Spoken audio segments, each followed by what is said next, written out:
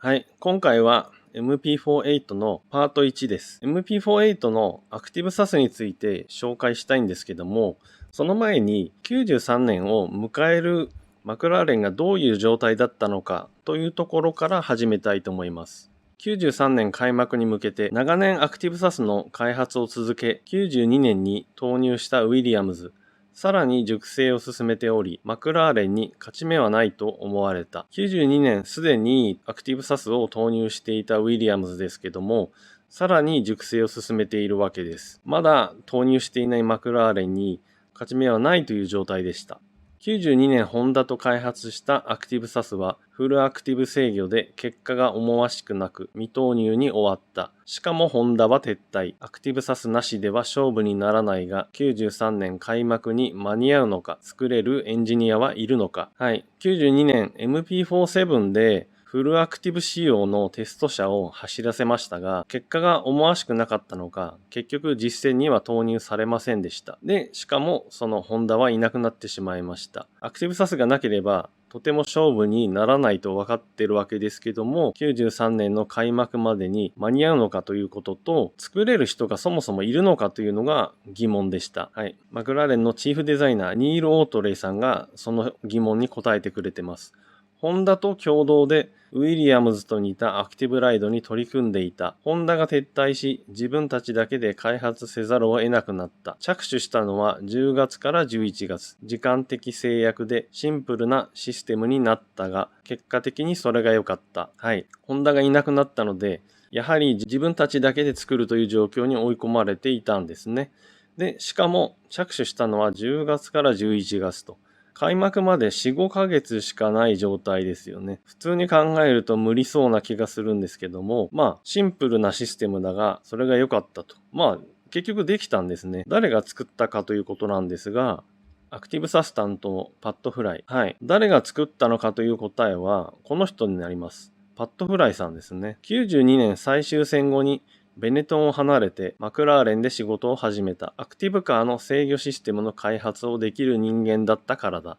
ベネトンではそうした部分を受け持っていた。はい。ベネトンはまだ実戦投入されてませんでしたけども、この数年前からアクティブカーをテストしてました。それを作ってたのがパッドフライさんなんですね。なんでマクラーレンが引き抜いていたということになります。89年にベネトンでフルアクティブバージョンを作った。パラメーターはどんどん増え、システムも恐ろしく複雑になっていった。チューニングに1週間を費やし、レースカーより 0.8 秒速くなった。レースごとに都度チューニングすることは非現実的だった。89年にすでにフルアクティブバージョン、車体を支えるのも全て油圧で行うフルアクティブバージョンを作っていたんですね。その車はどんどん複雑になっていって、1個のサーキットでセッティングを出すのに1週間かかったと。それで0.8 秒速くなったと。これをレースごと、サーキットごとにやるのは非現実的だったと語ってます。ここで大事なのは、このパッドフライさんがフルアクティブで複雑なものを作ってしまうと、とてもセッティングできないと。だから、どんな情報が必要で、どんなセッティングをしていけばいいかということを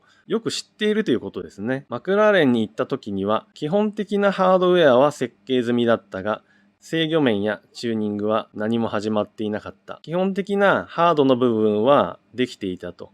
だけど、ソフトの部分が始まってなかったってことですね。おそらくできる人がいなかったんだと思います。マクラーレンの最初のシステムは、アンチロールバー、ダンパー、コイルスプリングを備え、スプリングシートの代わりにアクチュエーターが取り付けられていた。つまり、車を指示しているのはスプリングで、アクチュエーターで車高の補正をしていた。マクラーレンのシステムは、ダンパーもスプリングもあって、しかも最初はね、アンチロールバーもあったと。あくまでパッシブサスペンションと同じものがくっついていて、車高をアクチュエーターによって補正していたと。あのシステムの長所は、とにかく簡潔なことだった。減衰のチューニングを心配しなくてもいいし、特殊な知識も必要としない。各ダンパーの負荷を測定して、そこからスプリングの縮みを計算で導き出し、それを補うという仕組みだった。はい。あくまで衝撃を吸収するのはダンパーとスプリングで、アクチュエーターの部分がショックを吸収するわけではないんですね。なんで減衰のチューニングを心配しなくてもいいというふうに言ってます。はい。ダンパーとスプリングの動きを補う動きをさせるというアクティブサスペンションなんですね。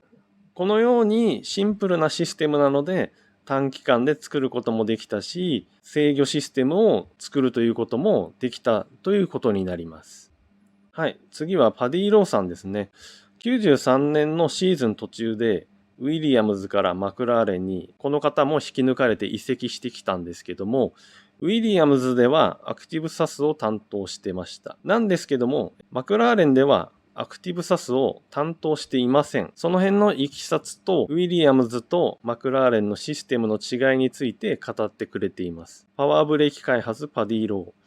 私を引き抜いたのはアクティブサスの開発を始めるためだったが、着任前から行動を開始していた。そうしないと間に合わなかったからだ。そのため、両者の機構は大きく異なる。ウィリアムズのシステムは独特で、パッシブシステムとは全く別物だった。はい。パディ・ローさんがやってきた時には、すでにアクティブサスは出来上がっていましたので、パディ・ローさんのアイディアは入っていないようです。なので、ウィリアムズのシステムとマクラーレンのものは、全く別物ということになります。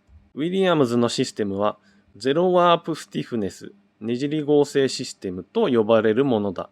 これは3本足のスツールのように作用する。本来意図した効果ではないが、素晴らしいトラクションをもたらし、うねった路面でも四輪がピタリと地面に張り付き、荷重が均等になる。その点を別とすれば、MP48 のシステムはとても合理的だった。はい。ウィリアムズの車がどんな状況でもタイヤが路面にぴったりくっついているのは、このシステムの効果によるものなんですね。で、逆に MP48 のアクティブサスは非常にシンプルなものなので、こういった効果は含まれていないということになります。はい。ということで、マクラーレンが急遽アクティブサスを作ることができたのは、シンプルであるということと、アクティブサスをよく知るパッド・フライさんを引き抜いていたからというのがまず答えになると思います。で、システムそのものはウィリアムズとは全く違うものだということです。はい。